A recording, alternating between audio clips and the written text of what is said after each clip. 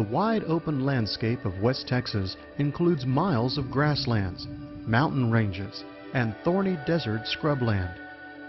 Known as the Trans-Pecos ecoregion, geographically this area covers over 32,000 square miles and begins just west of the Pecos River.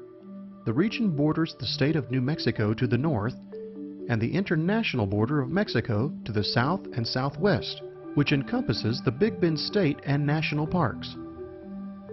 The biodiversity here is rich due to the unique convergence of biotic communities such as the Edwards Plateau, Great Plains, and Rocky Mountains. But approximately 50% of the Trans-Pecos is represented by the northern portion of the Chihuahuan Desert.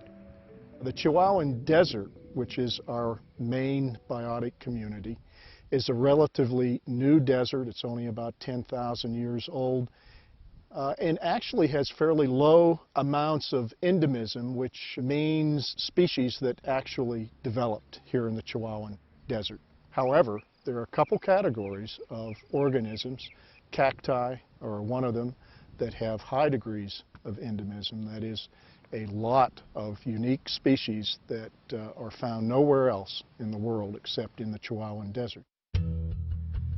The Trans-Pecos remained largely unsettled until the mid-1800s. With the establishment of military outposts, Spanish settlements, and eventually the Texas and Pacific Railroad, the seemingly endless supply of grasslands and natural springs invited new industries to West Texas: ranching and agriculture. One of our concerns, obviously, is the potential impacts to bighorn sheep.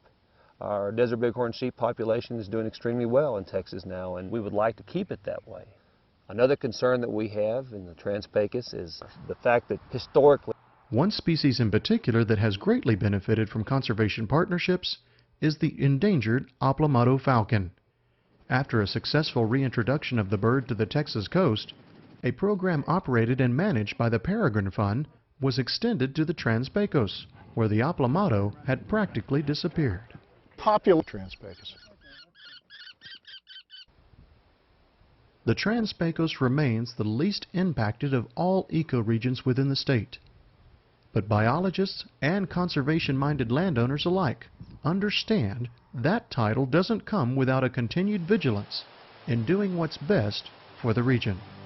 I think that through the priorities outlined in the Texas Wildlife Action Plan, our goal is to go ahead and keep that pristine value we all cherish in the Trans-Pecos. And the truth is, a lot of Texans come out to the Trans-Pecos primarily to escape and to get away, and we want that to continue, for this to be a refuge for not only wildlife but also people as well.